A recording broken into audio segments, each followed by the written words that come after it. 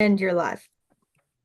Great, thank you, and welcome to the November meeting of the Annapolis Environmental Commission. I'm Jeremy Hansen. I'm chair of the commission. We'll just get right to business. We have a pretty great agenda with a couple guest speakers with us tonight, including Dr. Ben Fertig. Is it Fertig? Fertig, yeah. Thank you. With the Seven River Association. Of course, I realize I've never said her last name before as I say it.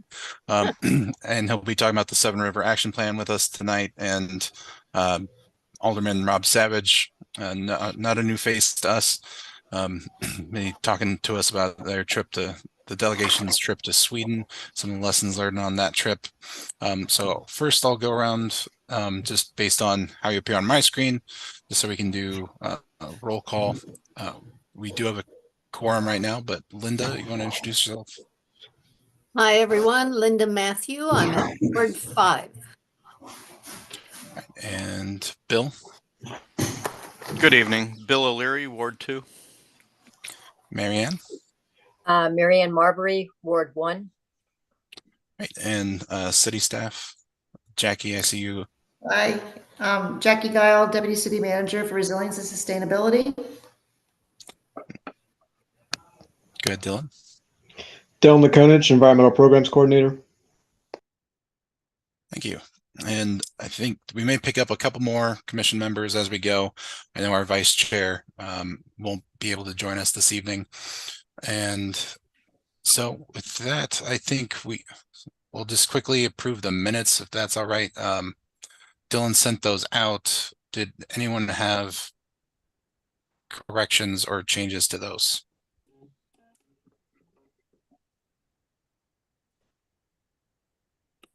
From October.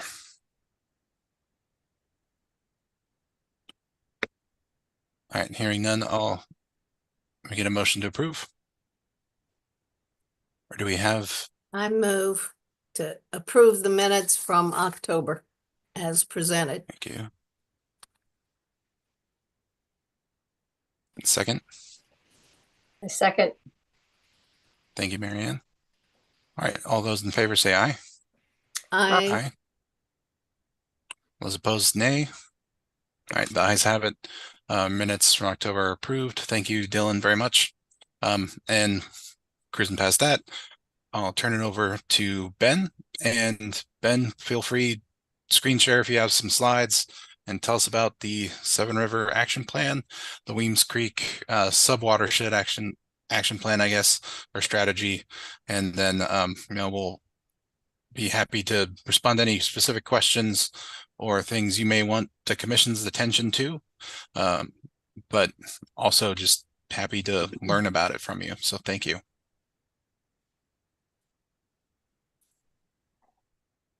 Great. Thank you so much for inviting me. Are you able to see my slides? Yes. Yes. Excellent.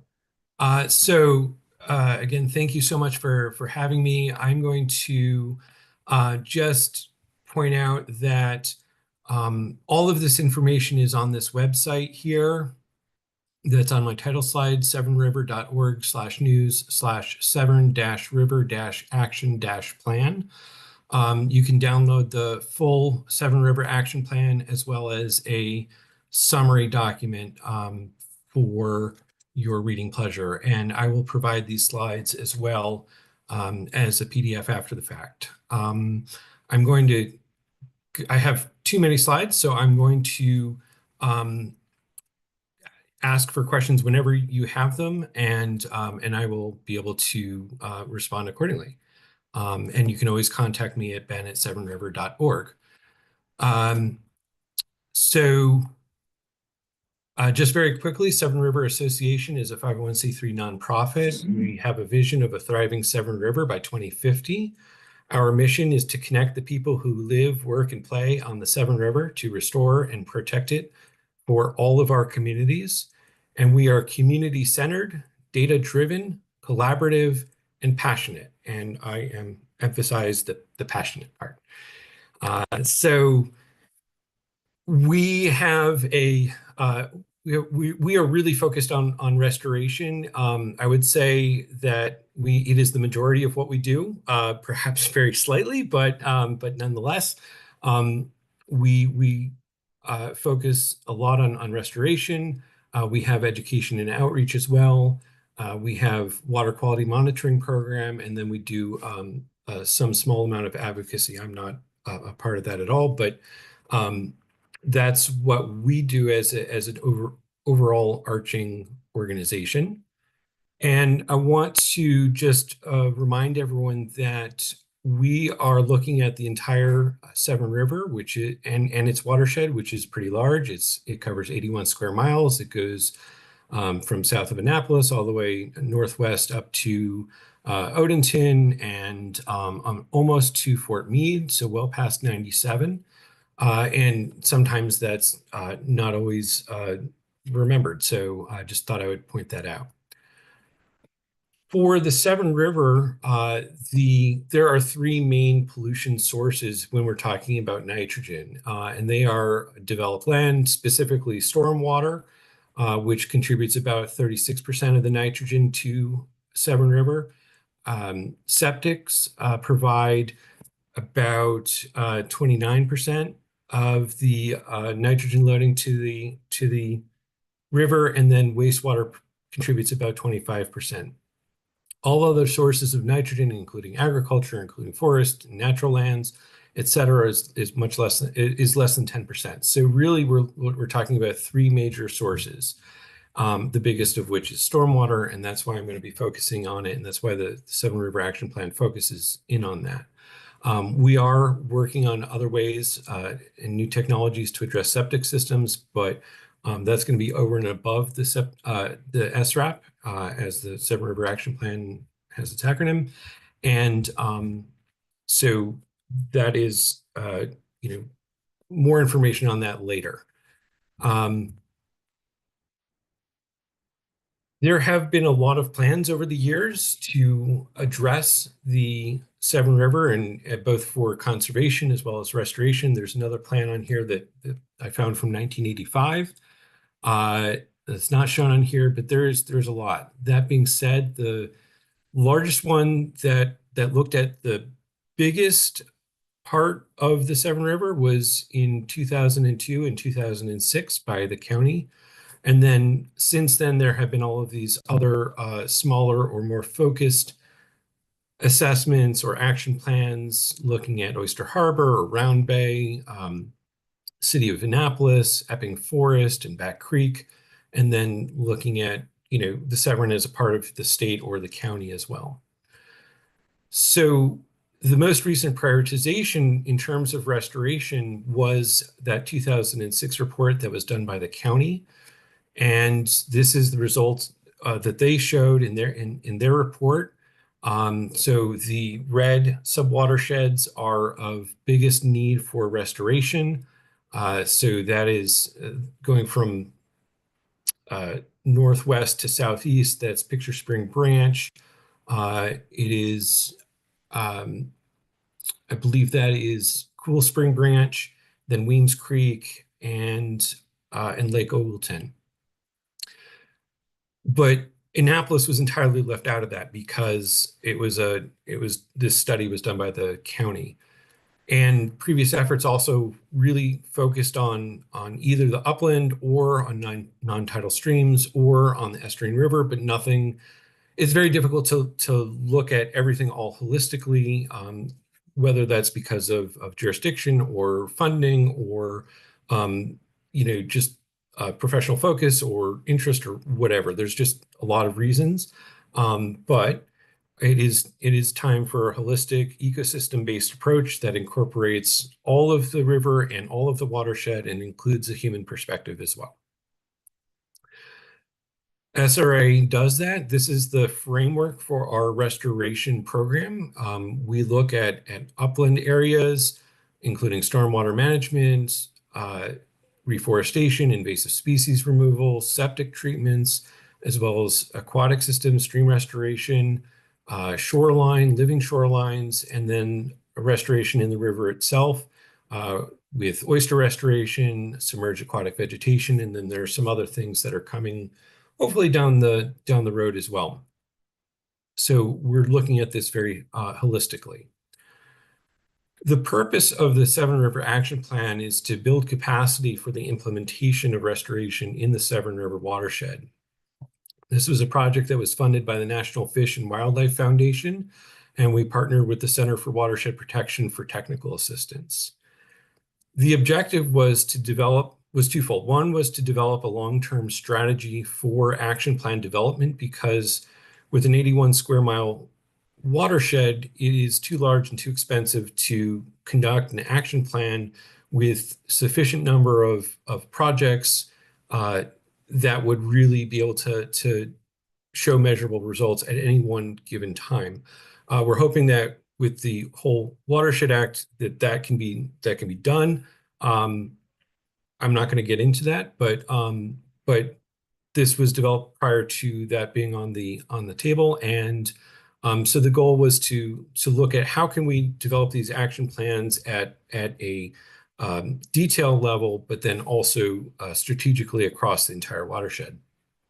And then for the number one priority area, the number one subwatershed, to conduct an action plan and develop a suite of projects that we could pursue with further funding. So to do this, we looked at a wide variety of types of data and sources of data, and they're kind of in three big buckets. The first is the restoration need, and so that includes looking at habitat, looking at the biology and biological condition, water quality in streams, as well as loading of pollutants, including phosphorus, nitrogen, and total suspended solids. We also looked at the overall need for planning, areas that already had a plan. Maybe we don't necessarily need to focus on those right away because they have something. So we looked at whether or not there was an action plan in existence and how old that was, and if it had been implemented already or to what extent it had been implemented. And then we also looked at the availability of community support for restoration in any given subwatershed. And so is there, for instance, an HOA or other entity that SRA can work with? Are there known individual champions for restoration? Are there environmental stewards? So on and so forth. And also, importantly, what are areas that have disparities that we can help to address through environmental justice? What areas can we help to move that forward as well? So with that, the long-term strategy that developed is that we would leapfrog between developing these subwater, we would come up with a prioritization, a sequence for developing these subwater action plans, and then leapfrog between developing sequential action plans and the specific projects, the design, permitting as necessary in order of priority, and then implementation of them as well, whether that's construction and using heavy machinery or smaller projects, whatever that may be, and then of course having a plan and funding in place for maintenance over hopefully the long term. So jumping into the results, these are two maps that basically show the same thing, but I wanted to provide on the left is the entire prioritization results for each of the subwatersheds. And so the highest priority areas are in the darkest red. And then as you move down in terms of priority and less priority, the color becomes lighter in color. The same map is shown, but we're just highlighting here the top 10 subwatersheds, and everything else is kind of grayed out. And so in order, these are Weems Creek is number one priority, Spa Creek is number two priority, Picture Spring Branch, which is in that northwest area, is number 3 priority, followed by Severn Run Main Stem 1. At the top of the watershed is number 4. 5 is Severn Run Trib 2, also on the western side. 6 is Back Creek down in Annapolis. 7 is Bear Branch. 8 is Cool Spring Branch, and 9 is Chartwell Branch, all on the northeast side, as well as Severn Run Trib 5, which is number 10 up in the northeast corner. So as I see this, there are 3 main clumps of priorities. There is essentially Annapolis down closer to the mouth. There are a group of subwatersheds in the northwest corner and a group over in the northeast corner as well. Note that College Creek is not in the top 10, but it is in the top 20. I believe it's priority number 18. So the first order of business is to look at, or the next order of business is to look at Weems Creek, as it's the number 1 priority. And so this is a very loud and busy picture of land use in the Weems Creek subwatershed. We can barely see, but it is there. There's a white line that delineates the subwatershed.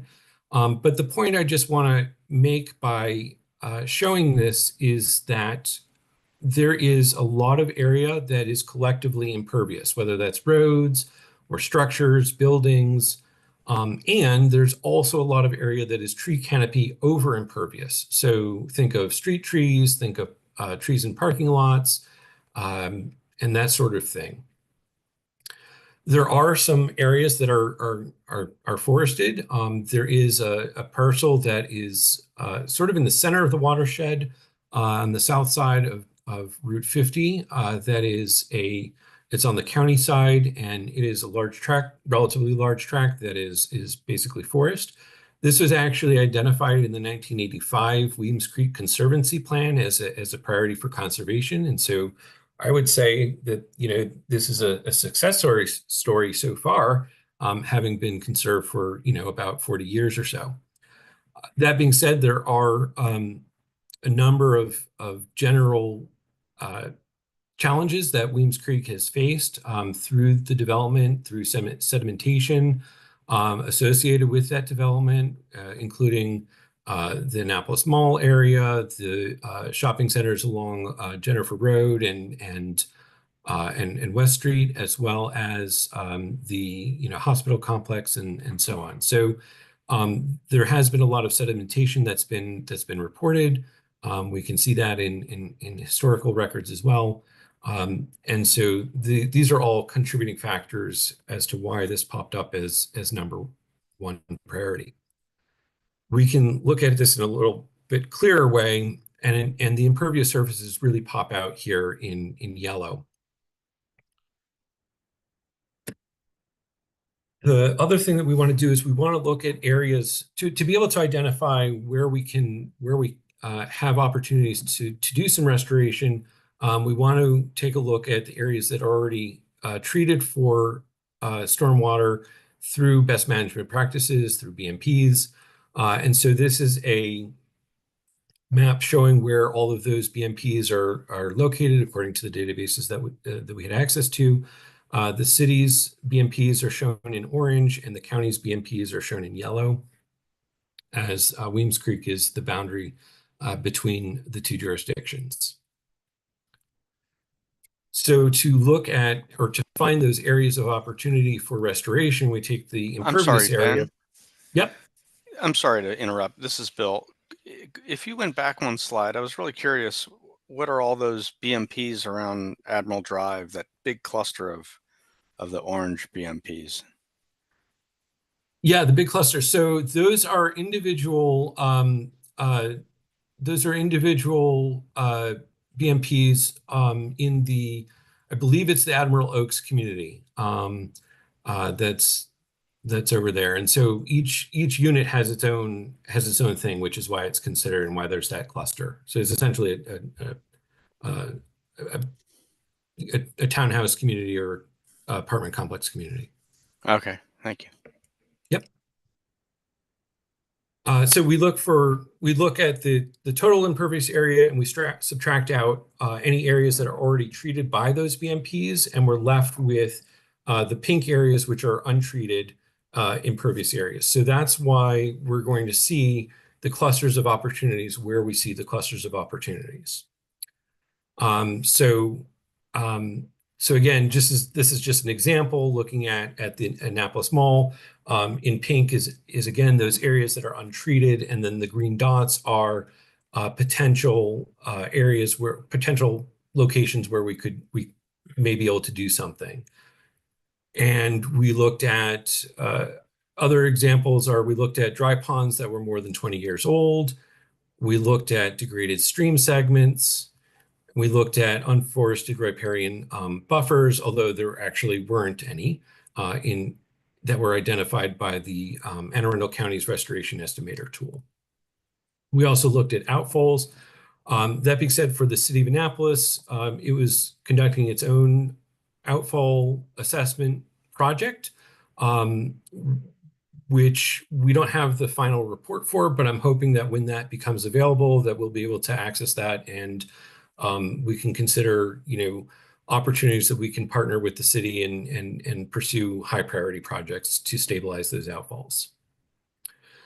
So these are the potential sites that were arrived at from that analysis. The green dots are areas where we felt like that there was that potential.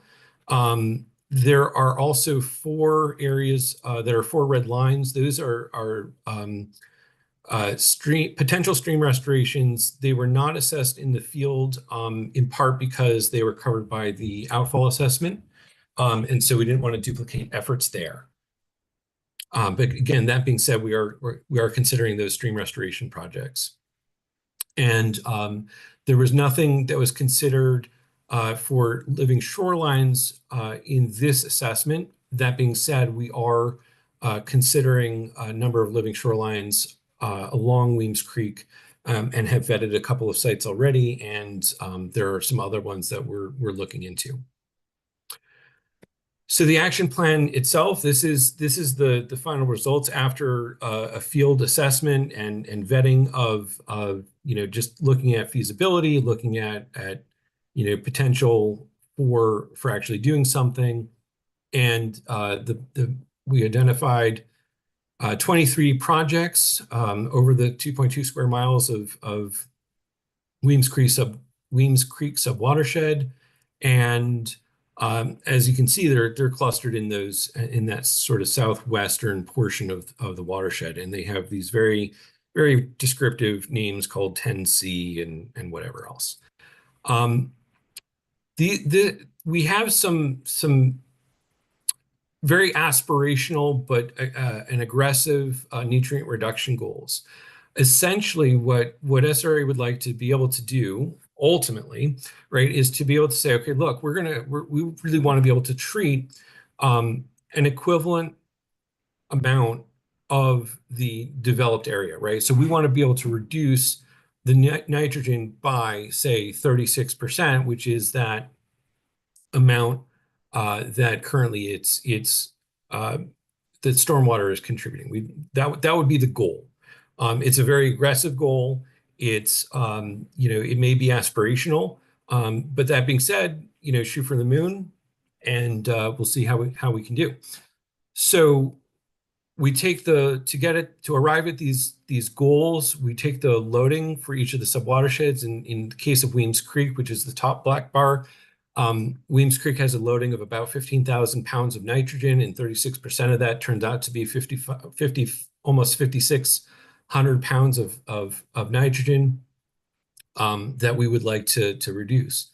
Between the SRAP here, the projects that I just presented, and I'll show in a little bit more detail if we have time, as well as others that are available through, or at least have been identified preliminary through a desktop analysis through the Anne Arundel County Restoration Estimator tool. If we look at all of that and then implement all of those projects, that would get us 61% of the way there towards that very aggressive goal, which is great.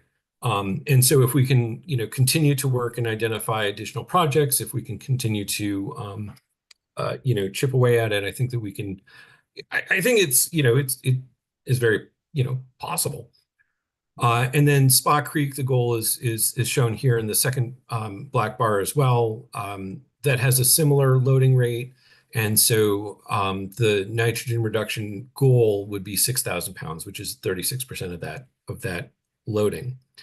So the next steps would be to set these types of goals for each subwatershed, to develop action plans for them in order of priority, and then identify property owners for those specific projects that are identified in those action plans, and secure funding to design and implement them. So the top proposed projects in for Weems Creek, and I'm going to kind of just very briefly go through these slides because there's a lot, but they're organized with this conceptual sketch over here on the left, and then some photos that were taken in the middle and the right. So this would be a bioswale that would replace the rocks here, and this is in between the Mission Barbecue and Holiday Inn. This one is the parking lot at Annapolis Exchange off Jennifer Road. There's quite a lot of area. The parking lot is not always fully utilized. There are some areas shown here where there could be some bioretentions, look at perhaps the medians, and to be able to put in some green infrastructure and reduce pollutants from this project. We've reached out to Luminous, which actually owns this parking lot, and they have expressed some preliminary interest. We're going to be continuing our conversation with them in February. This one is 2 bioretentions over at St. Paul Lutheran Church.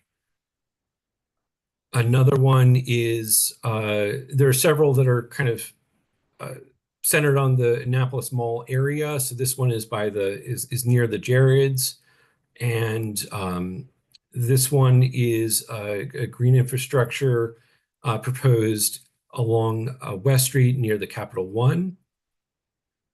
This one is a bioretention over by the Popeyes. And this is another bioretention over by the Classic Theater, which is, I think, very close to Admiral Drive. And then this outfall assessment, this was a draft that we did receive. And so these are really just very draft. I don't know if this has been updated, but this is this looked at a series of outfalls along one of those stream restoration reaches or stream reaches. This is over by, I believe, Westmoreland Parkway and Monarch Academies, and this could be a potential. It looks like it could be it's poor stability, lots of erosion, very steep banks. So we would love to, if the city is interested, we would love to work with the city on this project as well. Here's another stream restoration.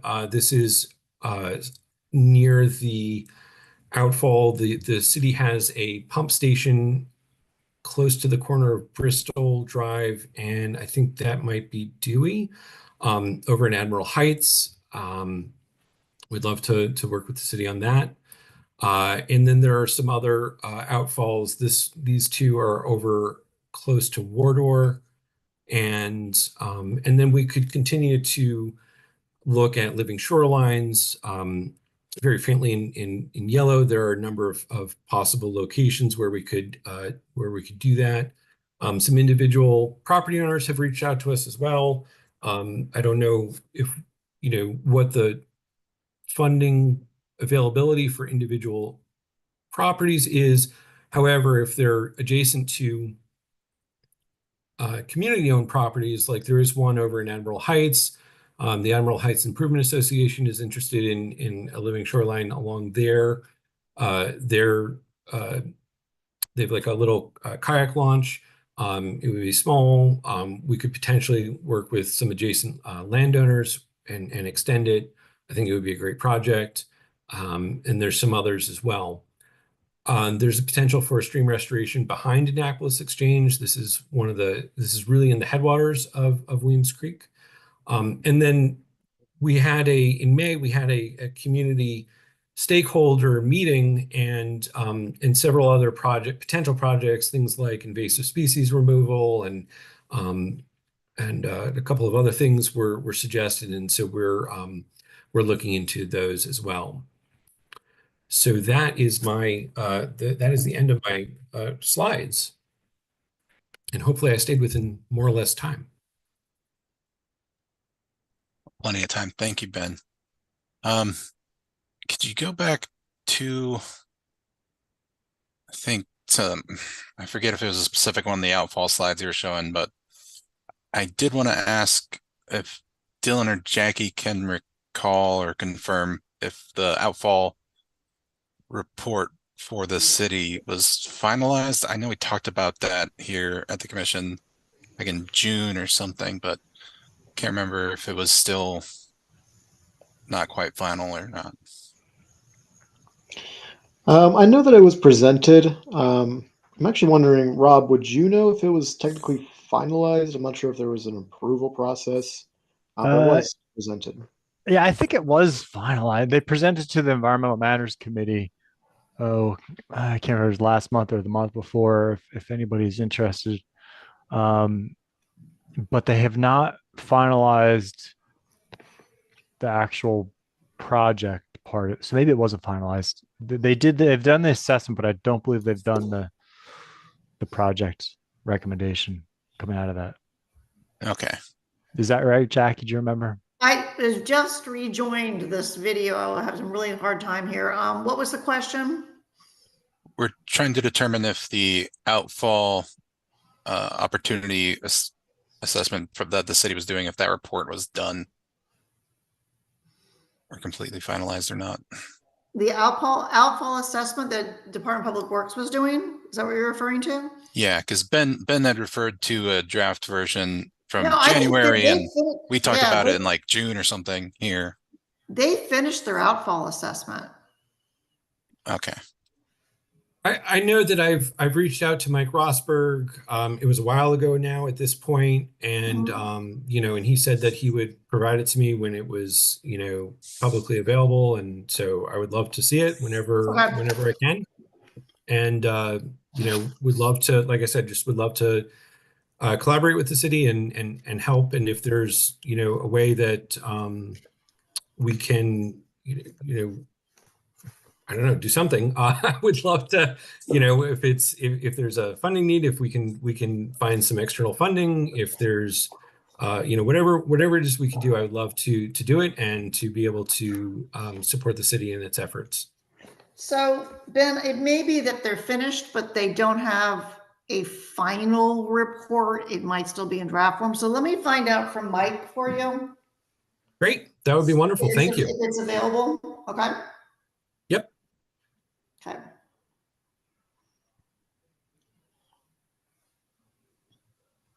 Yeah, it'd be great if the SRA is able to partner and help the city in some of those Weems Creek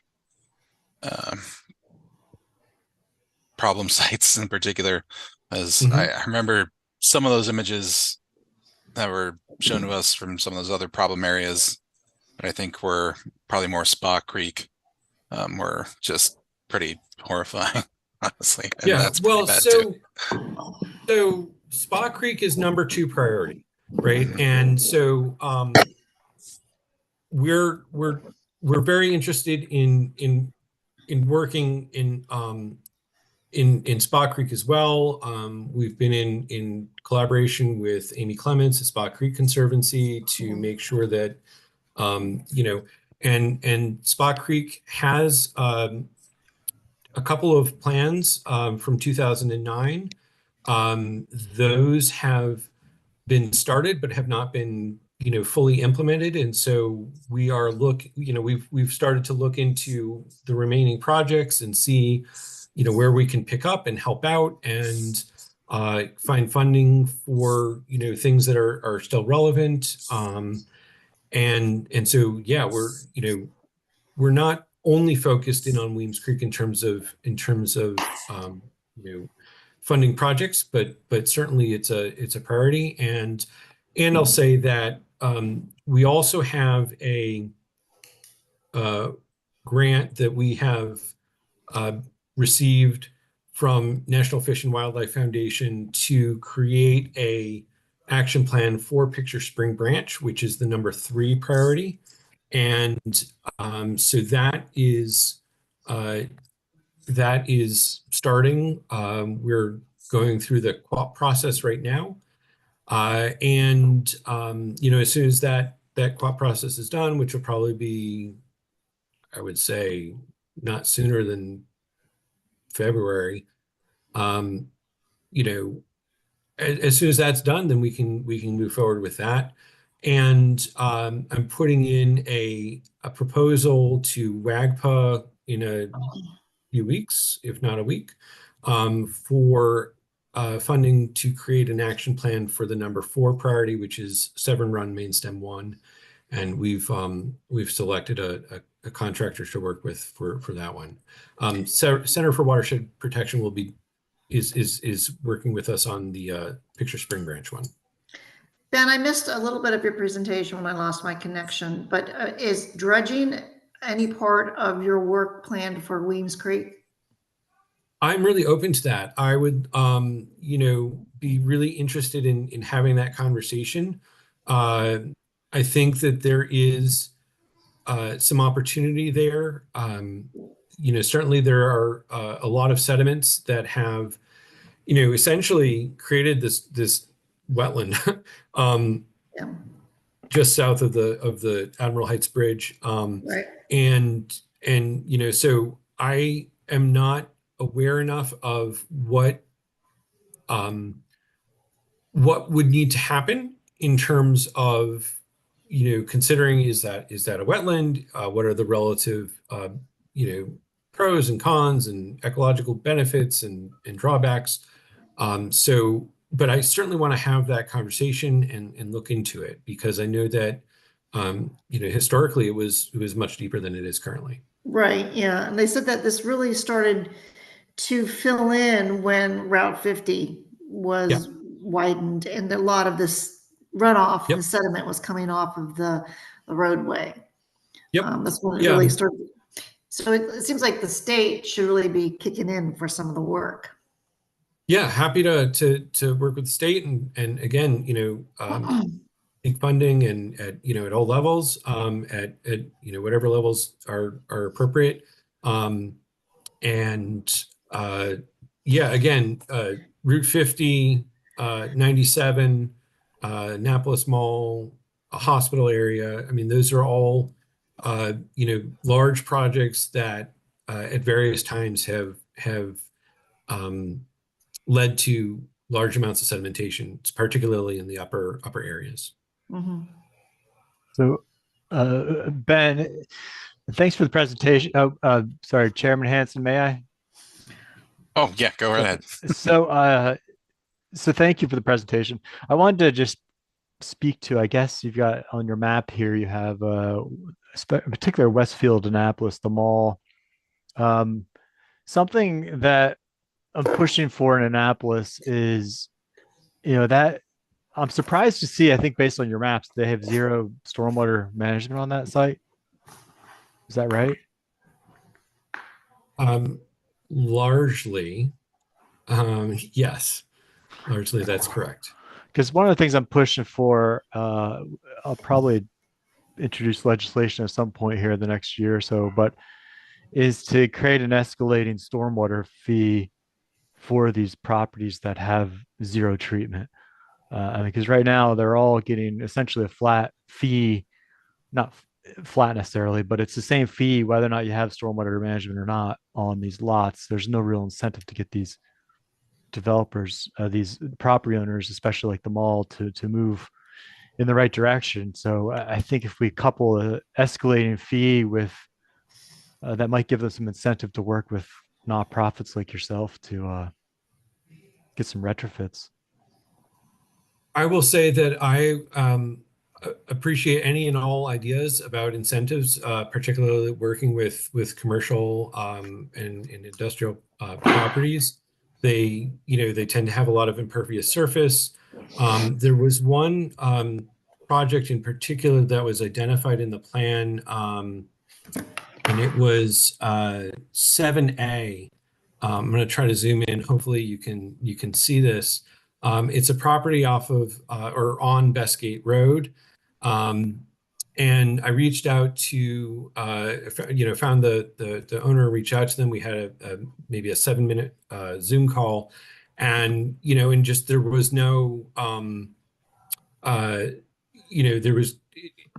was no interest, right? And I think that, it would be, like I said, any incentives that are, able to help in moving these types of projects forward are really, welcome. Yeah, the other thing we're looking at is relaxing or removing some of our parking requirements, because that allows the property owners, like the mall or a shopping center, to remove a couple spots and put in some kind of rain garden, bioretention, or just at least to plant a tree. And so sometimes those are some of the other limits that we're finding in the city, some of the barriers. Yeah, I think that's great. I think parking is always a hot topic. And there's yeah, I mean, it's a need and it's a constraint, and anytime there's opportunities to go vertical, that's that can be helpful, at least in terms of acreage, but also that raises expenses for sure. So I understand that there's there's trade-offs.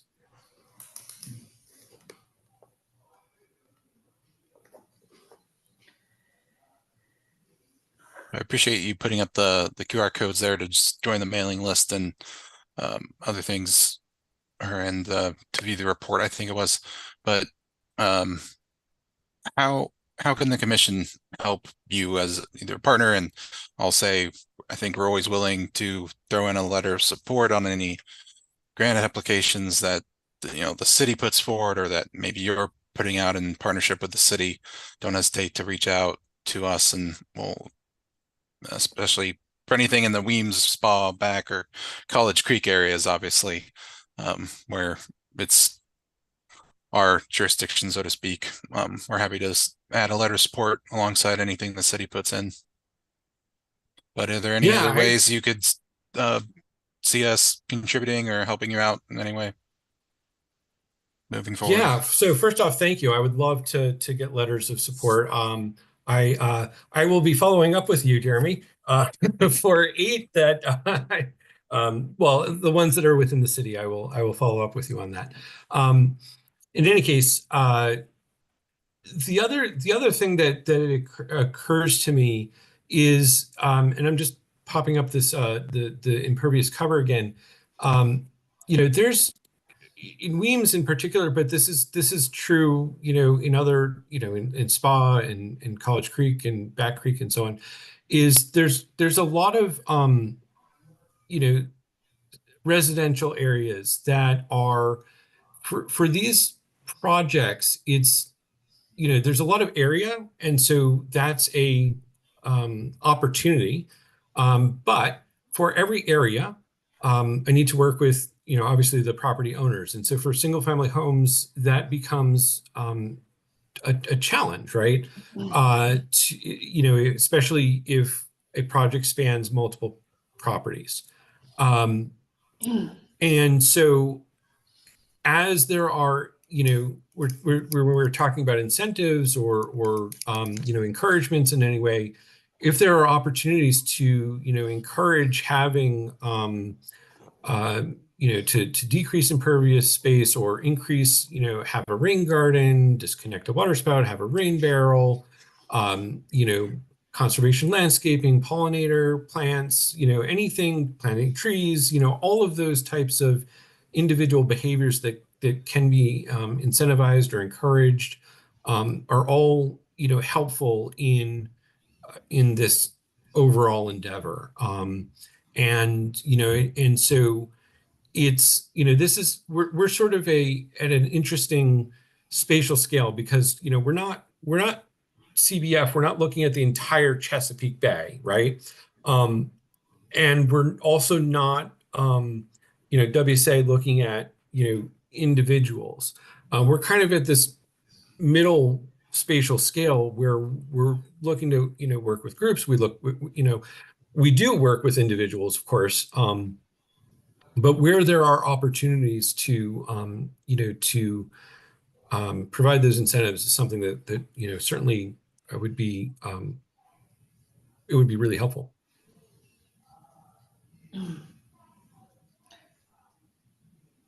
Well, other commissioners have questions or thoughts? I don't want to take all the time.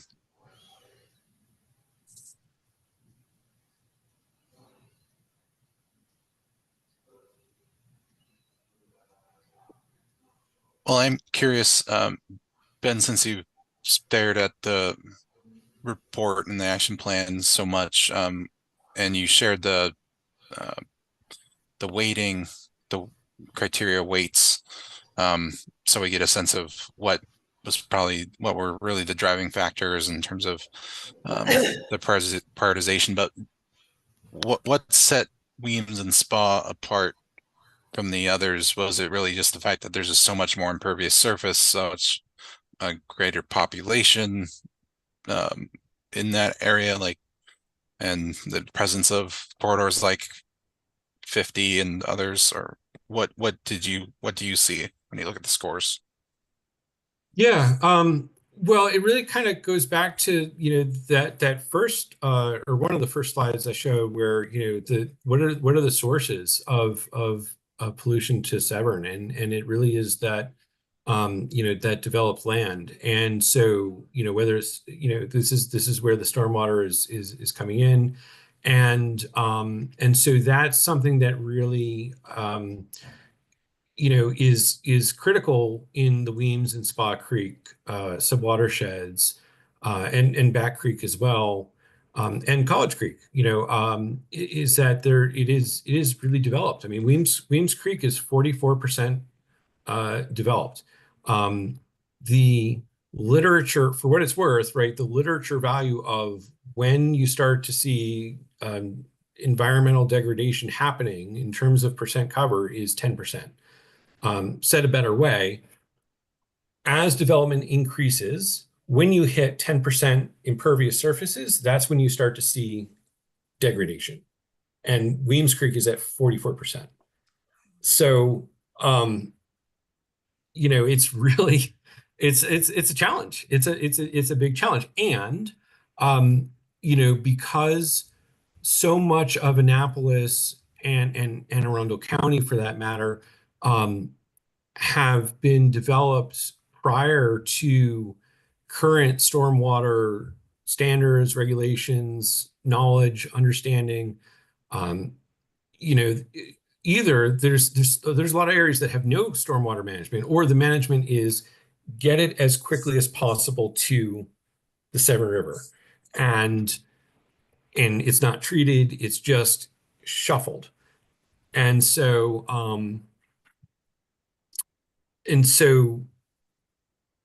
you have this large area where it's either not treated or at all, or it's not treated well.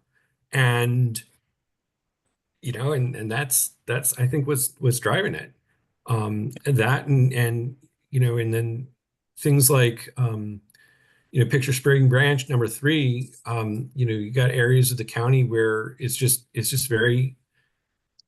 all septic. And that provides a lot of nutrients as well.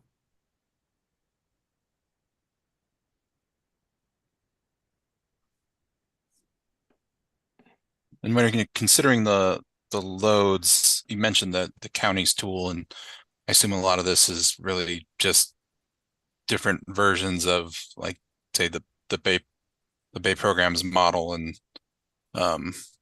what's being factored into the WIP targets and the TMDL targets coming down from the jurisdiction. from the state, right? Or do you have other sources you're really looking at? So when so it depends on the state of where, or it depends on the phase of the projects, right? So at the the first glance, it is a the county's restoration estimator tool. I think it uses CAST as as the Chesapeake model. And these are it's desktop analysis, it's models, and so that is what's if there is an estimation of how much load reduction or credits or what have you that would be resulting from doing an identified or preliminarily identified project, that's where that's coming from. But then as we get into the weeds and as we develop the project, we have a contractor do a planning level estimate of those load reductions. And then as we get into design, it becomes firmer numbers. And as we get to the implementation of it, it's or once it's permitted, right, it's firmer numbers. The big thing, and one of the things that's a challenge, Chesapeake Bay wide, right, is that we put these BMPs in, and it's a big challenge to say, okay, we know what we should expect the pollution reduction should be, and so therefore we know what we should get as like a concentration of nitrogen in the water itself, downstream from it. But it's really challenging to actually connect those dots and say, okay, look, this is what we anticipate, we modeled, this is what we estimate based on the as-built, and this is what we're actually seeing. It's a big challenge to actually do that and make those direct connections with just because of the scales that are involved. We're really talking about different scales, and just so many things happen kind of along the way as the nitrogen moves through the system. So it's a big challenge. Yeah, for sure. But the goal of this, and the goal of this, and and again, one of the reasons why our approach is really focusing in on stormwater, as a first pass at these types of projects and restoration, is so that way we are reducing the load that in principle, right? We're reducing the load that gets down into the aquatic system, that gets that percolates through the soil and actually winds up in the groundwater, surface groundwater, or whether it winds up in the surface water, the streams. And so we're reducing the amount of sediments, we're reducing the amount of nutrients that are getting there in the first place. I'm certainly not opposed to stream restoration by any means, but we want to do this first, and then and reduce the deal with the quantities of water, deal with the quality of water before it even gets to the stream. So that way, when we do restore streams, we're not still having to deal with extremely high, volumes of water or extremely high levels of, say, nitrogen and whatnot, right? That stream has to be resilient against. The restored stream has to be resilient against. We're kind of trying to decrease the pressure before it even gets, and then fix that in the stream, and then fix that in the shore, and then fix that in the water. Yeah, absolutely. All right. Any other questions from the team? Paul? Yeah, I'd just like to give you guys a compliment. This is having sat on webinars for years. This is an impressive amount of info you've gathered. You've laid it out well, and beyond the nice layout, you've really drilled into the different problems and so I'm impressed, and thank you. Thank you. I really appreciate that. That's very kind. I'll definitely second Paul on that, and also just add thank you again for being willing to come to us on a weekday evening and present all the great work that the association and the Center for Watershed Protection have put into this. It's a tremendous amount of effort, and it's just one part of all the ongoing work you all do. So definitely appreciate the time to be here with us. And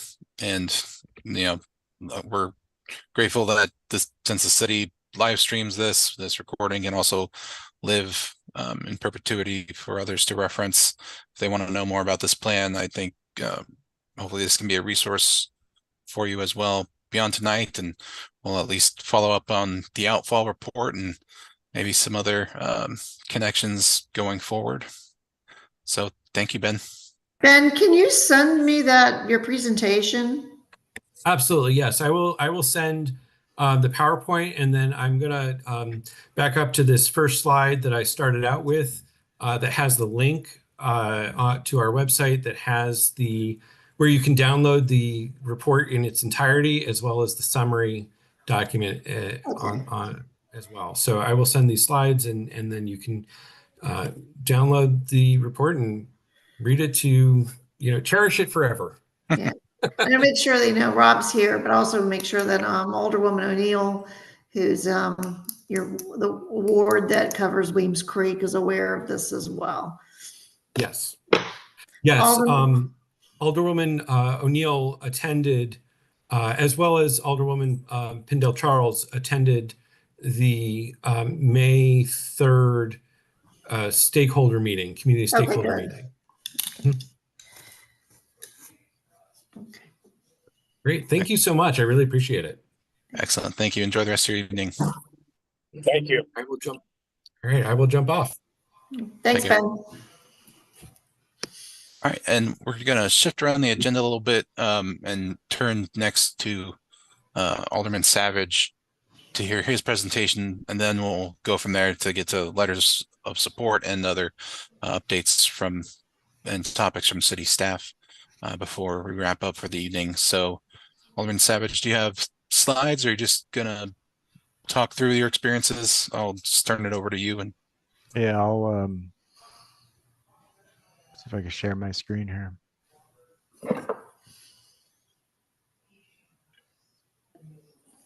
All right, everybody see that? Mm-hmm. All right. yes. So thanks for adding me to the agenda tonight.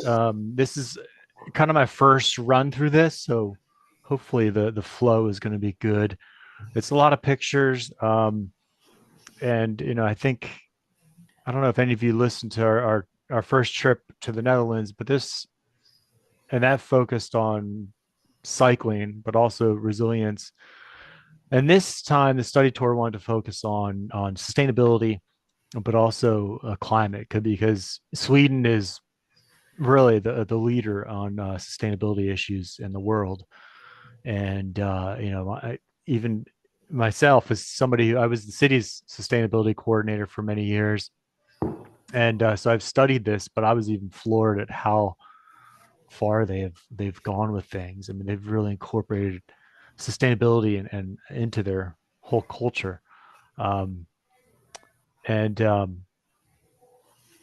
Yeah, I mean, I was just so impressed with that. So even from the moment we landed, we'd hopped onto a high-speed train from the airport to Stockholm, and it's even on the way, I just noticed things where Sweden just didn't have as much sprawl, and a tiny thing. But when we arrived at the airport and got off the train, it was kind of funny, but also very telling.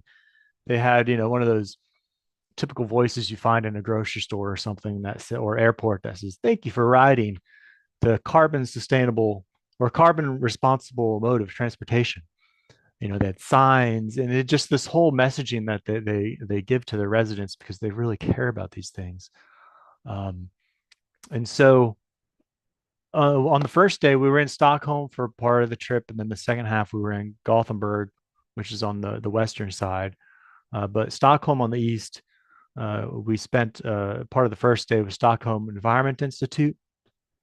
And from at this point, we heard about what the Institute themselves do. So we heard a lot about the initiatives for the entire country. And I do apologize. I don't have all the slides available yet, but I did take a couple pictures. But we also at this time heard from Stockholm's sustainability director. And so I want to touch on a few things that they talked to us about. And one thing of note, they gave us their overall spread of electricity mix, and the CHP, which is oh gosh, I always forget what that stands for. Jack, did you remember? Do you know? I'll look that up.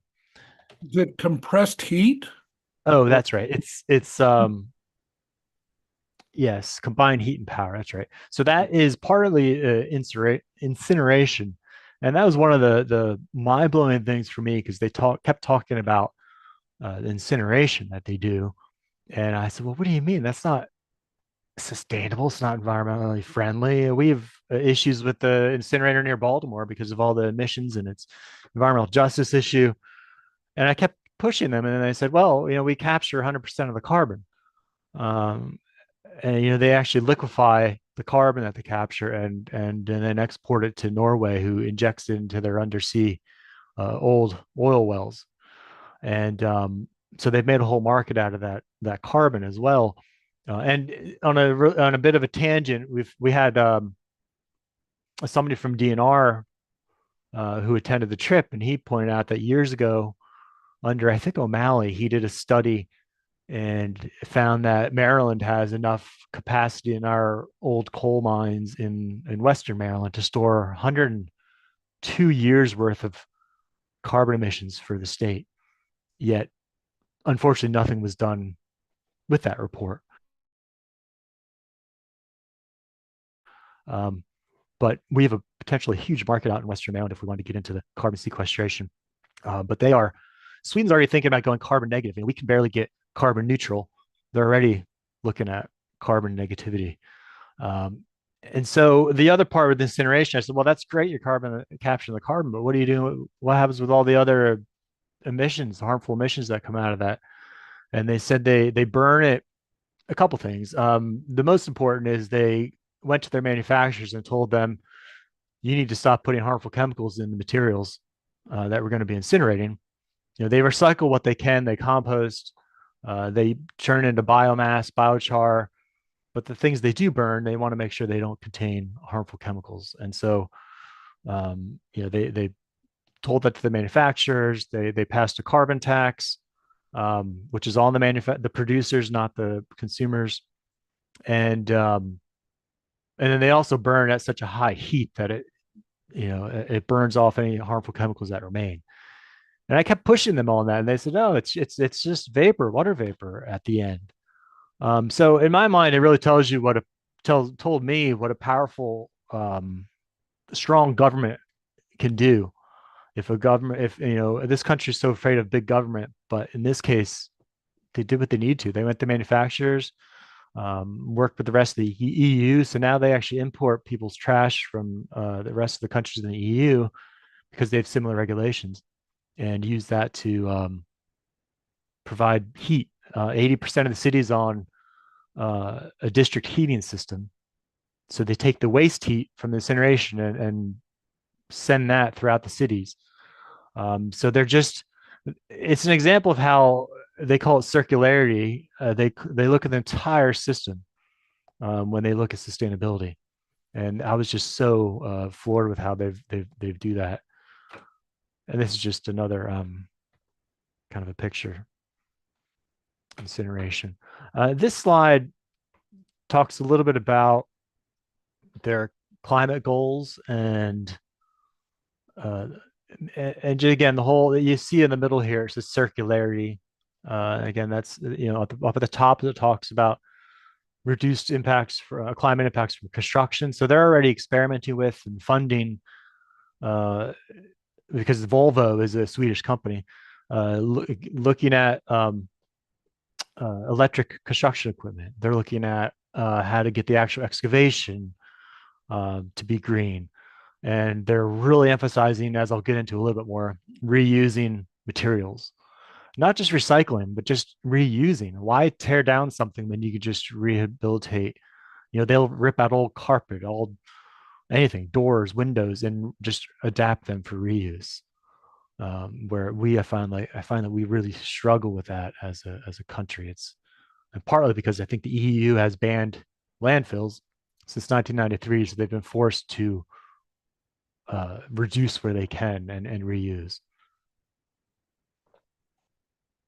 This goes into a little bit about some of the climate goals that we heard about from not just Sweden, but I think this is Stockholm, but also Gothenburg. They've been very similar goals. They've adopted the UN's climate goals.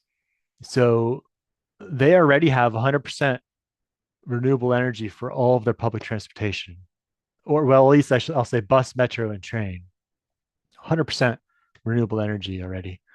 Where again, we don't even have a goal. I've got legislation I just sent to Jackie for us to introduce legislation to make a requirement that we buy all electric in the city. But again, I was just floored that they already are there, and they're already looking at the next step, and that is all transportation in the city, not just public, but all transportation in the city. And they're already at 75% renewable for all transportation in the city. They're looking at how can we make carbon-free zones, electric-only zones, no car zones throughout the city. So they're really experimenting, but they're moving very quickly. They have congestion tolling, congestion pricing. I'll get into a little bit, but they really charge some of these places. They charge, like for new development, they charge about $400 a parking spot, really to get people out of their cars. And so part of that is making sure they have an alternative, which I'll get into. So on the right there, you see fossil-free goal for all transportation by 2040. Like I said, they're well on their way to meeting that. Fossil-free city by 2040, 100% renewable energy by 2030, zero waste by 2040. So they are just really moving along where we not just the city, but entire, obviously, state and country are just so far behind. And the benefit, which I'll get into a bit, is they've incorporated this into their economy, their ethos as a country. And so it becomes a tourist draw, and you'll see how it really enhances their economy, their tourism. So that's one reason why we brought on this trip, the economic development director from the county, but also from executive director from the Visit Annapolis and Arundel County. So this slide, just some quick examples of some neat tech I saw there. On the left was just a vertical green structure in the middle of a building. And of course, they had skylights up above. On the right, I thought this is an interesting way to make a tree well that doubles as a bench, which I really like that idea if you're emphasizing pedestrian travels to have those places to sit. This is just an example of the renovation and reuse. These buildings are some that they've adapted, and you'll see in some of the pictures a lot of trees and green roofs. On the right, you can see green roof on that building. So we had a tour of these and talked with the construction company. And I want to move on to get into sustainable transportation, because that was, again, a little bit of an emphasis to our trip.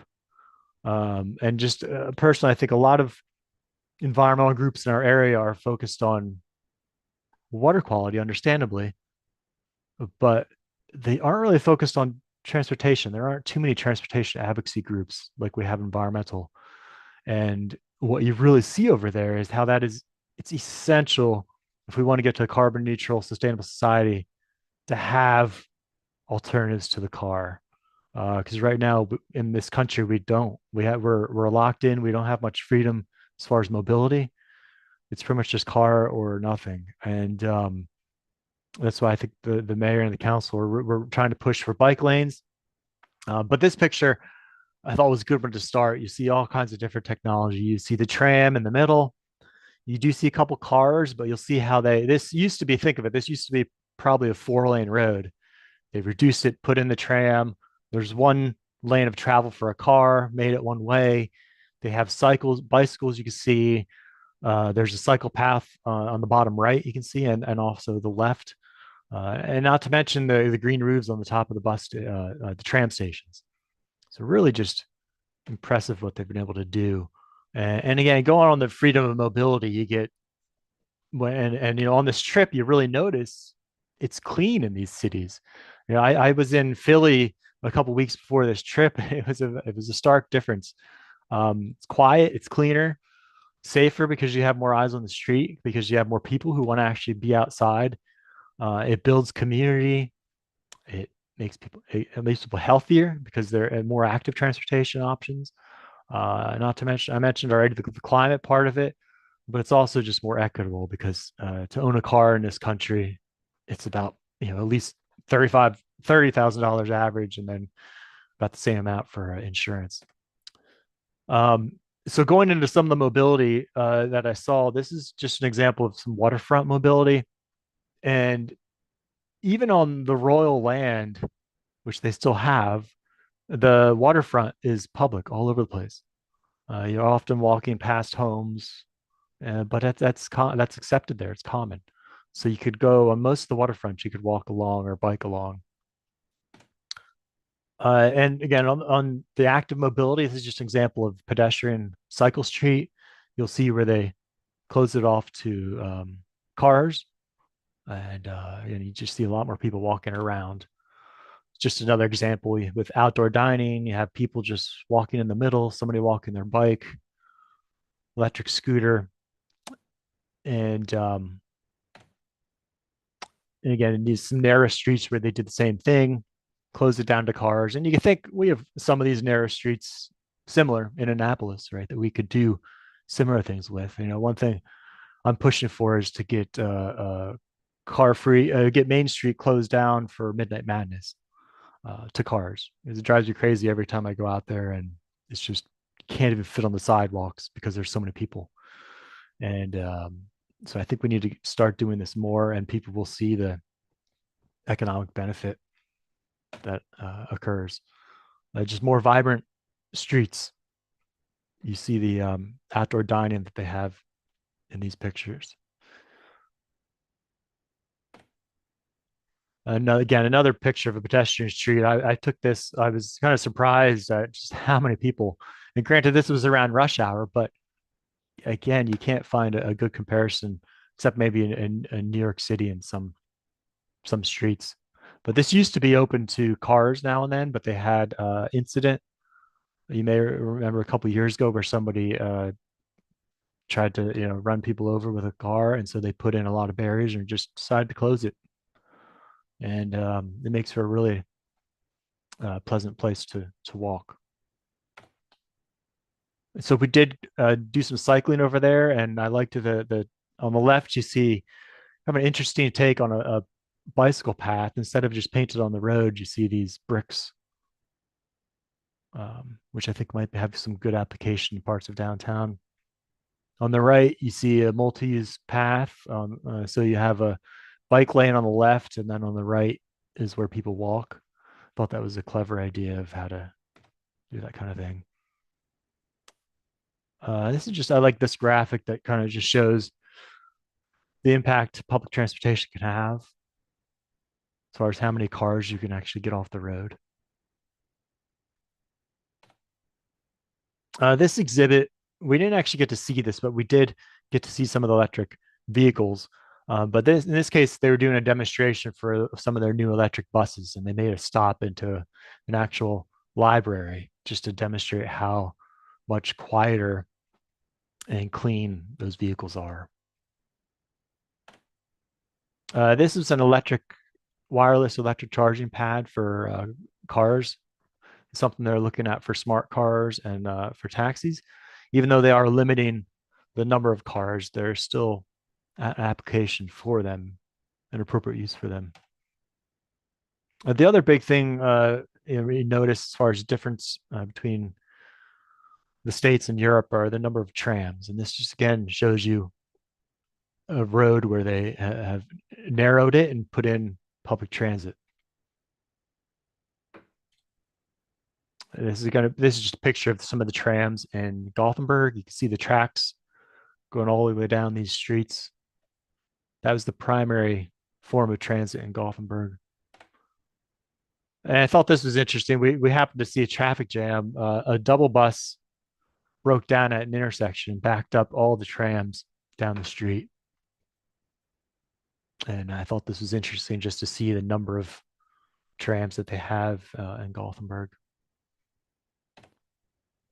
This we spoke to again, because since the government has so much money over there, they actually invested in the community, and so they gave it to for some of this particular project, they give to a private development group, and in this case they're redeveloping a major port.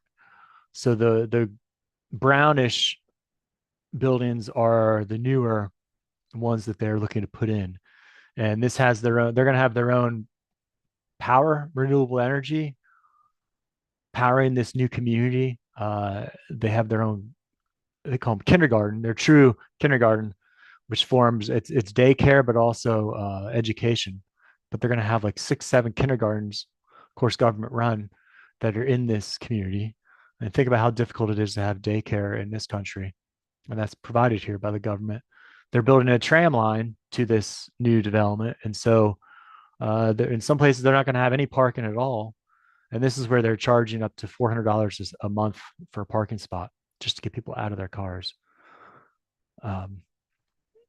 And this I think was interesting to see, because we are, as Annapolis, looking to redevelop and the Eastport Terrace, the Eastport neighborhood choice program.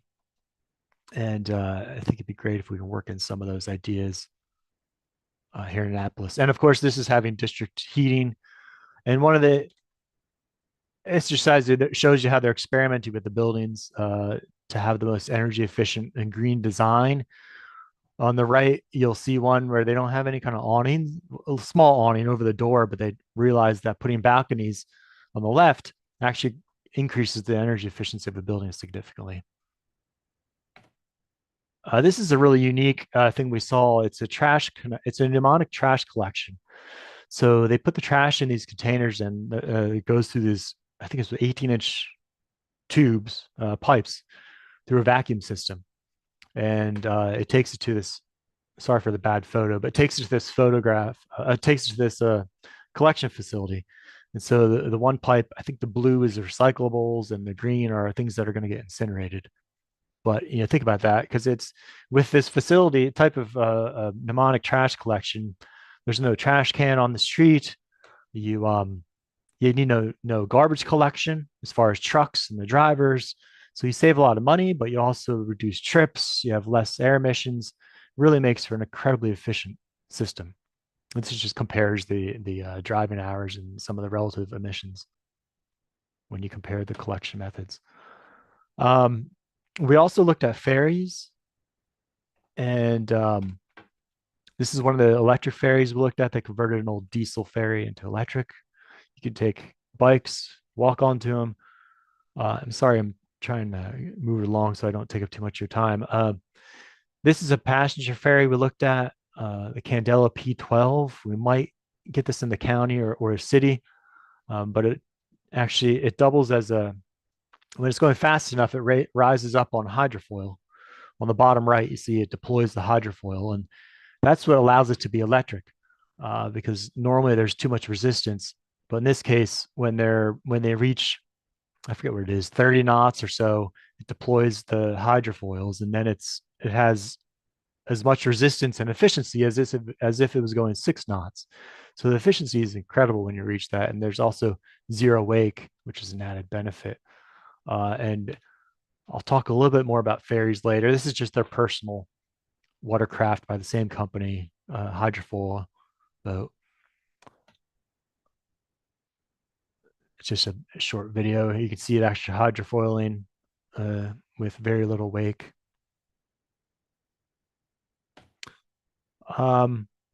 So as far as all this, I'm going to go into the last section of the presentation. And I said we can do this, and we need to do this clearly, and I think you all realize that as far as the climate impacts. And Sweden really shows the way how to do it. But I also think we need to look at our past. And I say that because this was from 1910, 1920, when we had two trains coming into Annapolis. One went down where Poplar Avenue is now, ended at the intersection with Conduit. And then the other one that came down to Bladen Street, that was from Baltimore. But you can also see in the center there, the trolley tracks used to run downtown, down West Street, College Ave, King George, Randall, to Main Street. And on the right, you notice it says Annapolis Claiborne Ferry Slip. So we used to have ferries. So I'll show you a little bit more. This is the same thing from 1910. It shows you the trolley line downtown. This is just some old pictures I found from West Street and Cathedral. You'll see the trolley on the bottom and also a biker there. Compared to today, same perspective. This is on West Street where you had the train come all the way down, because the train would actually bring midshipmen. It went all the way down King George. And again, same shot. You can actually see the same columns in both pictures of the building still there. This is from the bottom of Main Street looking up. See the trolley on the left. This is looking down Main Street from the top. And again, trolley on the left. And you also notice something else different on the left, and trees. Look at all the trees we used to have on Main Street compared to now, and we don't have very many, at least on this part up the Main Street. And this is again at the top of Main Street, but I liked this picture because it showed all the bikes on the left. And this is College and Church Circle at the fountain, where you see the trolley going down past St. John's. And I see, Paul, you have your hand up. Is this a good place to pause, Yeah. Rob? Yeah, I'm almost done, Paul. I just have a couple more anyway. This is the ferry at the end of King George Street. You see again the train dropping off, which pick up the midshipmen. But for those who are naysayers on the ferry, we had two of them actually. And this is a shot of the Naval Academy back. And I don't remember the date of this picture, but you can see the ferry on the left at the end of King George. This is another picture I just found from 1834, a map showing another ferry, the Severn Ferry, at the end of what's that street? I don't recall. But in any case, I'm going to end it here. This is just a kind of a postcard that I thought was a really beautiful shot. And what really surprised me is kind of going full circle is these trolleys and trains I'm showing you in these old pictures. It was all electric, except for the ferries, but all the trolleys and trains were electric. And so in many ways, we're trying to get back to where we were, and we were further along in some ways back then than we are today. But I think it tells you how it's completely appropriate from our historical perspective. And I, for one, am planning on getting some feasibility studies to see what we can do to add some other transit options in Annapolis. So that's all I have. Thank you for your time. Thank you. Paul, go ahead. Yeah, excellent, Rob. I didn't mean to interrupt. It was at that point where you pointed pointed out the trees on Main Street. Yeah. I think it's so good what you're doing, showing, this is how it used to be. We're not yuppies with rose-colored glasses. It used to be this way. So it might not be easy to determine, and it's not critical, but it would be interesting to learn why the trees came down. And, it's not always for good reasons. One of my homes, just sidebar, one of my homes downtown when I first lived here, they had bricked in the fireplace, right? Because it was drafty. Yeah. No, I'd like a fireplace. So maybe something happened, a rot to the trees, but I don't, or somebody just didn't like having to clean up the gum off the the residue. But it was great you showed it, and I wondered if there were any valid reasons of why some of these things went away. Well, as far as the trees, my guess would be is probably the Dutch elm disease, because we Okay. used to have most cities used to have a lot of elms, which were just devastated, wiped out, frankly, after that disease. Um, that's the only thing I could really think of. As far as the train and I mean, some roads still have track under them.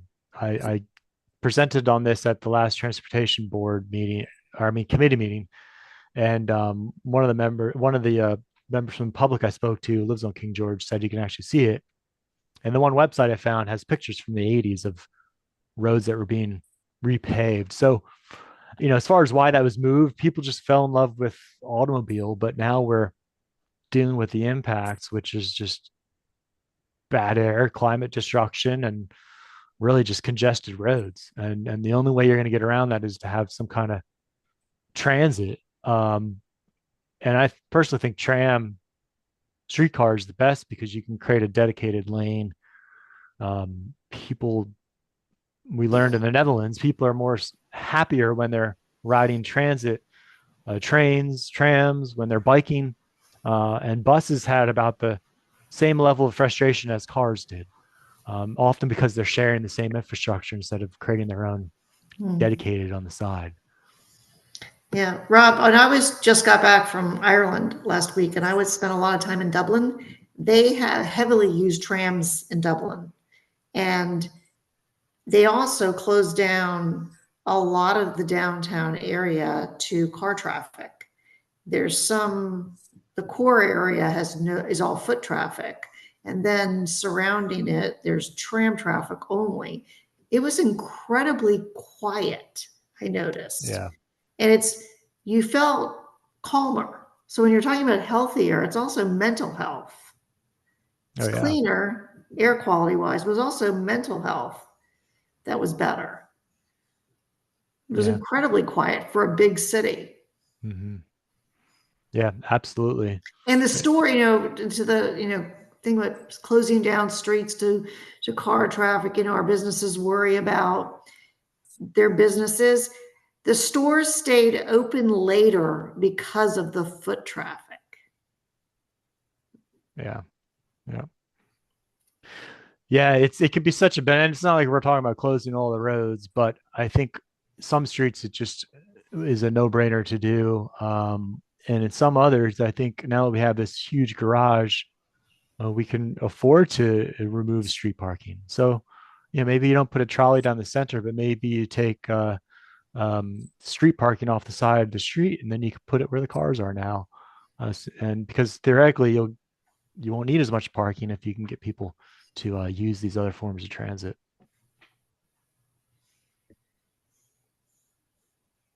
You and I assume, Paul, your hand is a legacy one. Maybe time for a couple more questions. I do want to wrap us up and move on in the next 4 minutes.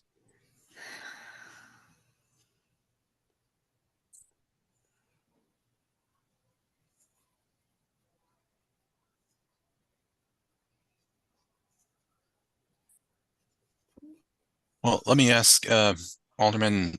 So as far as these other forms of transit, I assume these are fairly accessible for like wheelchairs, strollers, other situations where you're not just your average person walking around on your own two legs. Yeah, so they typically they don't actually make, from I gather, raised trams or streetcars anymore. They design them so that they're lowered to the ground, but they also have the stops that are raised. And so so I think they do focus a lot on accessibility. And my hope is to be able to add these. I want to see if it's feasible to add them downtown, but also on Forest Drive as we need to find a solution to the traffic on that road, and you can't make it wider. And so I think we have a couple of opportunities there to pursue, that would include reducing road widths. In some places, we have road lanes that are 15 feet wide when they only need to be 9-10 feet wide. So if you do that, you can really free up a lot of room to put in trees, to put in other forms of transit, to put in bike paths.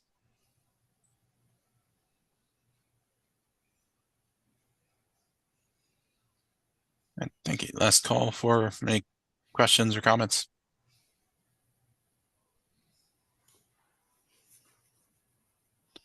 Well, I appreciate you taking your time coming to us this evening and sharing some of the photos and what you learned on your trip to Sweden with the delegation, and definitely, and really appreciate how you brought in some of that history there towards the end.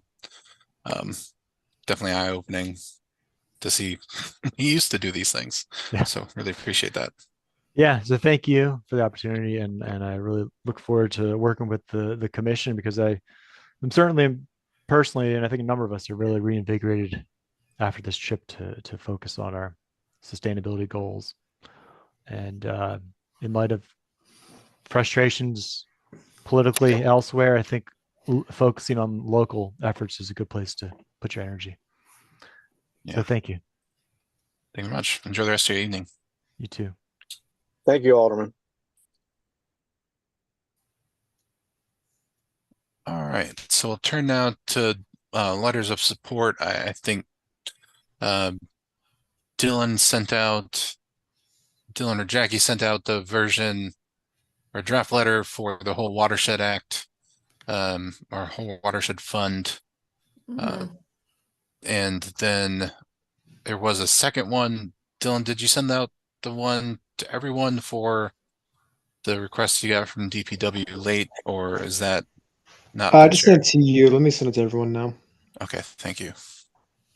The one for the whole Watershed Act, they're trying to get letters done before Thanksgiving. So if we could take a vote on it tonight, it would be very useful. Yes, that was the hope.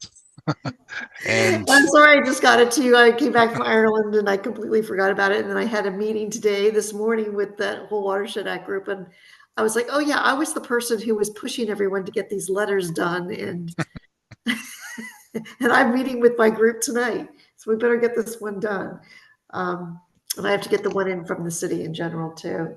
So Dylan, can you bring that letter up? Because I sent it over. I was working from home today, so I sent it back over to Dylan to put it on letterhead and send it out to you guys. Would you like me to share my screen? Is that what you're saying? Yes. Yeah, sure. I no longer have the letter.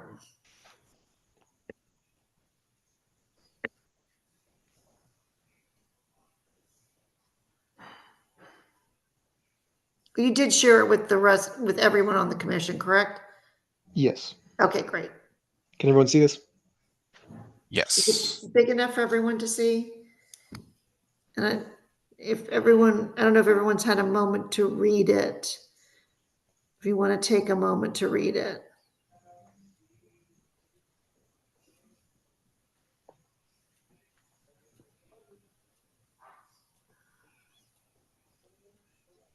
Yeah, I will say I have read it, and it touched on everything I was mentally thinking we would want to touch on in the letter. So let me just just so everyone's clear on what the whole Watershed Act, what we're applying for. So the whole Watershed Act was passed by the General Assembly, and it was passed in response to the Caesar report, which was a report on the state of the Chesapeake Bay recently.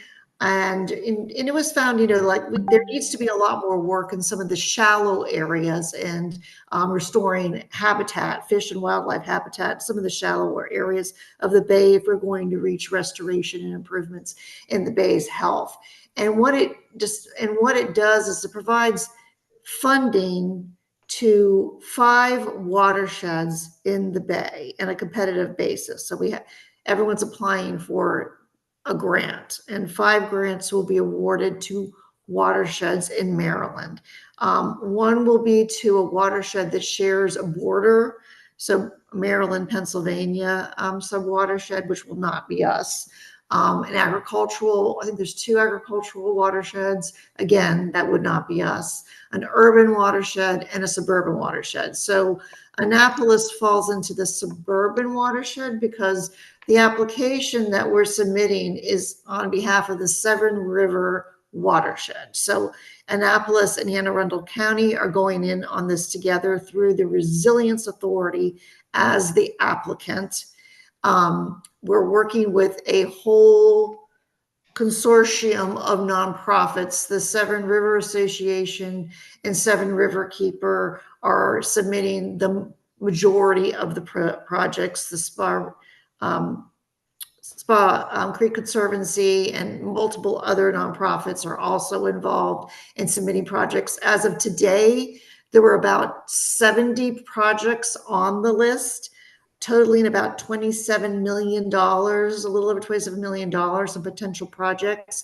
A match is required, and we've come up with about $20 million in match. Match could be funding through other grants that are potential or in hand.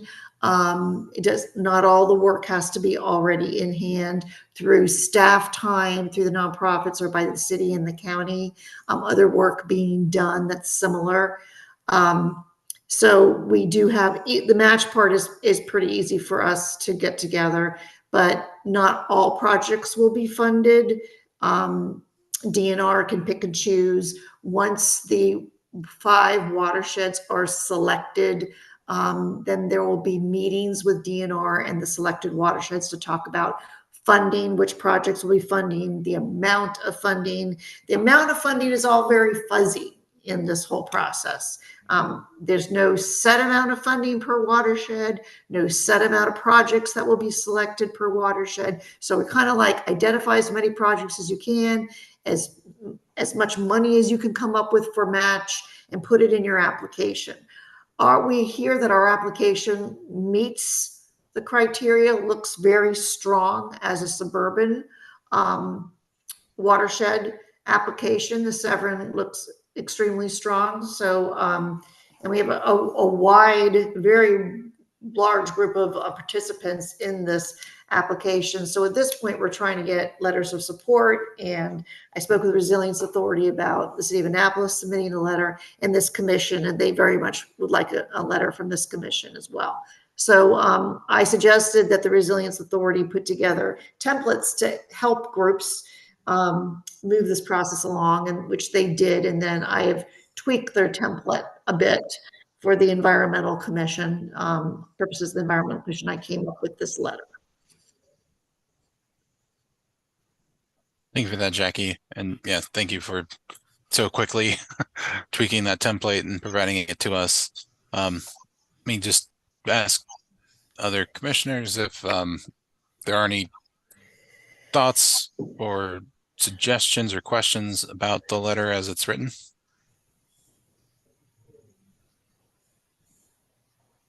Looks fine to me. No, I read it beforehand and it looks great. Yeah, it looks good to me as well. Awesome. Well, if we can get a motion and get this approved, I'll work to sign it or get it signed and sent on to, I guess, well, the Resilience Authority and me, Jackie. So you hear a motion to approve the letter as written? I move that we accept the letter and send it as it is written from Jeremy and the commission. I second. All right, we have the first and the second. All those in favor say aye. Aye. Aye. All opposed say nay. All right, the ayes have it, and we have a quorum, so we'll get that letter signed and done. And thank you again, everyone, for that. Thank you, everybody. So next up, we got this late breaking request for something else the city, this Department of Public Works is working on a grant to put in. So Dylan, you can tell us about the project or the grant application. Yeah, absolutely. So Department of Public Works is planning on putting an application through DNR's Grants Gateway, which provides 5 different outcomes several of which include, water quality benefits. And among those projects that are eligible is stream restoration, which is the purpose of the Merryman stream restoration project, of which we've got some conceptual designs for, and we are working with Bayland environmental consultants to get that final design and construction done. From what I understand, we already have design appropriated in the budget. So we're seeking construction funds through the Grants Gateway Fund. And so that's kind of what is summarized here. There has been some historic problems at that site. Basically, there was, I believe it was a sewage rupture, which if I understand correctly, was repaired. However, part of this project is to make sure that that's protected in the future. And you can see that in the key benefits of the restoration project: infrastructure protection, water quality improvement, habitat enhancement, stormwater management, flood mitigation. And the rest of the language is pretty standard, just, imploring that DNR consider this, among the awarded applications. So I'm willing to answer any questions to the best that I possibly can, although this isn't necessarily my project and I don't understand all the tiny little nitty-gritty details. But yeah, that's more or less a rundown. Yes, I'm just trying to refresh myself on the location. So Merryman, so over here by, I guess, me, like in this hilltop, South Cherry Grove type area, or is this? Oh, thank you. Yeah. So it's along Merryman Road. I actually am not totally confident I know where that is off the back of my head, actually. Heritage Court. Yeah. So I think It's that in, is. yeah, it's in that Heritage neighborhood near that. Yeah. What's that church? The church's name that's right there. Oh, I drive by it every day. Yeah, I do. But yeah, it's by Spa Creek. I believe it's part of that tributary. Okay, so back behind those townhomes, it looks like. Yeah, the church next to it is Heritage Baptist Church. Heritage Baptist, thank you. That's Yes. the name of the neighborhood. Yeah. Yeah, off So of yeah, we Forest respect that Drive. watershed. Mhm. But yeah, so sorry I can't provide the full exact context of everything. But I've looked at, well, you just saw the conceptual design here. I've worked with Bayland before. They're very, very good. I think a lot of people would agree that they're definitely one of the best firms in the Chesapeake area for this sort of project, for stream restoration, water quality improvement, green infrastructure, XYZ in general. But if anyone has any very specific questions, I could ask Mike Rosberg or maybe Jasmine Wilding. They've been involved in the process. But yeah, that's the full context.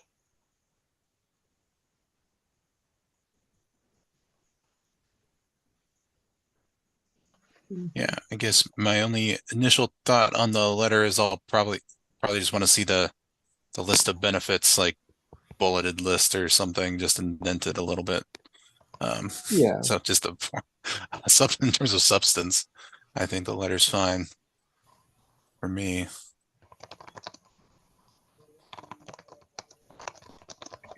And I can do that myself before signing it.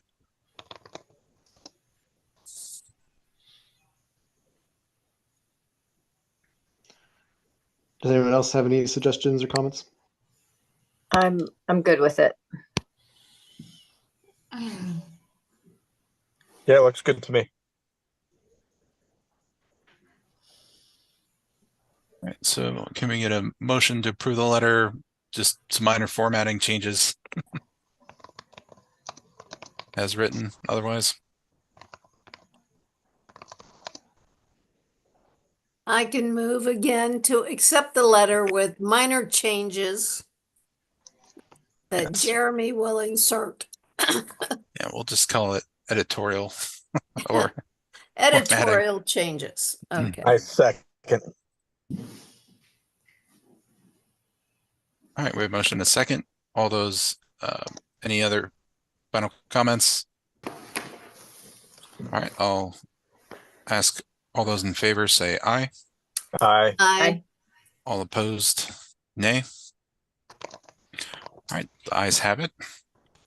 So we will get that letter formatted and ready for the city. And Dylan, is that another situation where they're planning to send that in like this week, or what's the exact turnaround? They are sending it in early December, so not a okay. particularly huge rush. So, but obviously, I can try to make those bullet changes, as soon as possible, and let you look at it when that's time. I can just do that when I sign it and get it to you. That's not a big deal. Yeah, that makes sense. Appreciate it. So I'll get those to you, not tonight. I'll get them both to you this week for sure. Fantastic. All right, thanks everyone. Thank you. So we are a little bit behind in terms of the overall agenda. The last thing we wanted to get to was just updates from the city. I'm not sure we have as much time as we hoped for the resilience plan, or what you had in mind, the plan you had in mind for that, Dylan, Jackie. I think that we can wait on that until we meet. Dylan provided you with just like an outline of what a resilience plan might look like. We are going to do a little bit more research on resilience plans. We've gone, as Dylan updated you last time, we've gone through all of our documents on resilience and hazard planning, and we know what we have, and we kind of know where the gaps are. And we know where we might want to go with this, but we can do a little bit more research on what we might do for a resilience plan. Plus, as we've reported in the resilience and sustainability highlights, on the page 2, there's a participation in resilience action planning with the University of Maryland's Environmental Finance Center. That part of that project is to give us technical assistance on developing a resilience plan. And so we may have, part of that we will be helpful in developing a resilience plan. So we may slow this down a little bit, see what we can learn from them in doing this, because we have a number of other projects we have to handle right now. So, and we also are working with, are getting ready to put out solicitation for bids on our greenhouse gas inventories and greenhouse gas planning, so that which will feed into our resilience plan. So we have a number of other bits of work to do that will feed into it. So we're going to probably take this into the new year. So we'll be talking more about this in January. I think will be better to do with that. And since we're running out of time, just hit a few things just to talk about for January probably. Rob did mention some of his transit ideas. He's going to be sending me some legislation. I was at the transportation meeting. He does completely intend to introduce legislation or some kind of plan to bring tram service to Annapolis, especially down Forest Drive. So that may be something that this commission will want to weigh in on once he starts developing that more robustly. So highlighting that for you. And he has other transit legislation he wants to look at. I know that he is also going to be maybe looking at some more tree legislation, that is requirements for when you can cut down trees of certain sizes. He may be back to that again. He was looking at that last year. And as far as we're getting, just next in the first week of December, we've already shortlisted some firms for our ferry design and construction for the city ferry, and we're going to be interviewing for selection of a firm to design and construct our ferries. We'll be doing that short interviews in the first week of December. The county is also, I had a meeting with the county about their ferry system. They were awarded a grant for 2 electric ferries, and one of their stops will be Annapolis. So I had a meeting with them about where they can land in Annapolis and where they can store their ferry in Annapolis. So probably in the same spot that Rob was showing in his diagram where the traditional ferry landing was, that's where one of our ferry landings will be for our ferry on the city dock side. Our harbor master and our harbor are going to start to get pretty busy with ferries, because there's also a Chesapeake Bay ferry, as you all probably know, in the making as well. So this commission may want to weigh in on that eventually, starting in the new year, because the county will start getting busy with their RFP beginning in the new year. That's coming.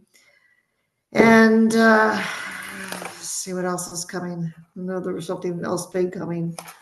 We'll see if we get the application for the whole Watershed Act is due on December 3rd, and we'll be hearing probably early in the first quarter of 2025 whether the Severn River Watershed Act is awarded, and then DNR will start talking to us if we are successful in that grant about which projects are funded.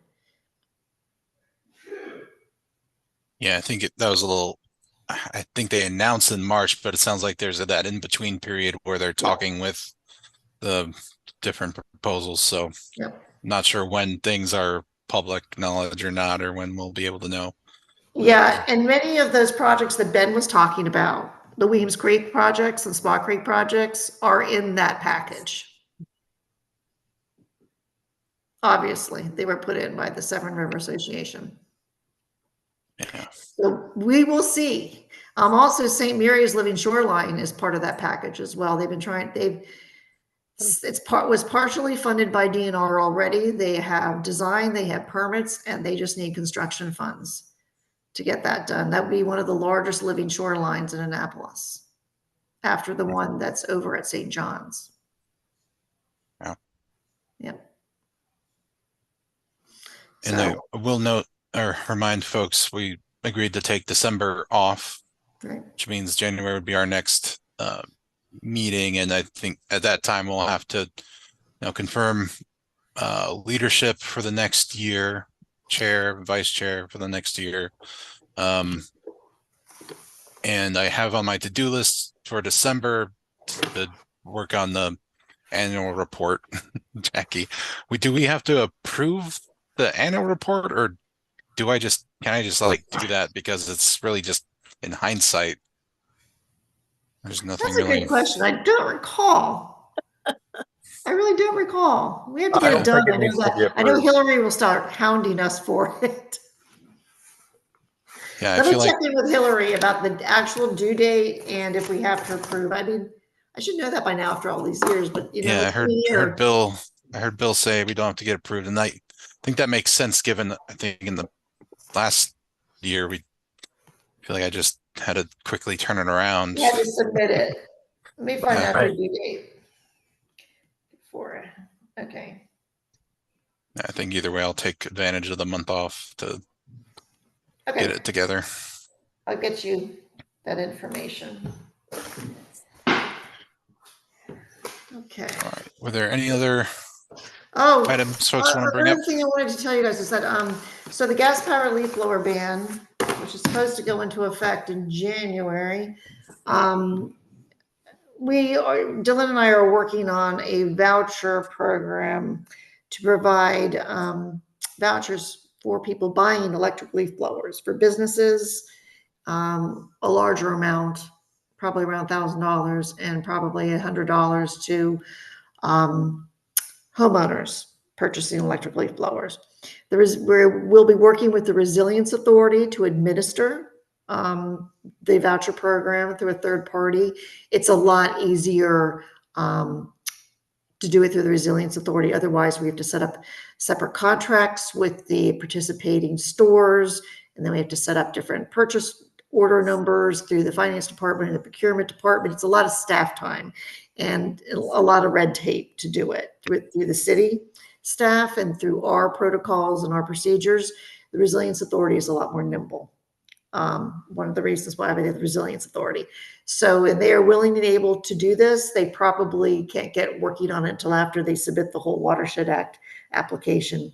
And so they probably can't get the program going until March, April, but they're willing to work with us on it. So we're working, we've spoke with the Environmental Matters Steering Committee. That's what the Environmental Matters Steering Committee wishes the staff to do. So we are working on getting such a voucher program underway. Had a lot of feedback from the community that they need some sort of assistance because of the expense of electric leaf blowers.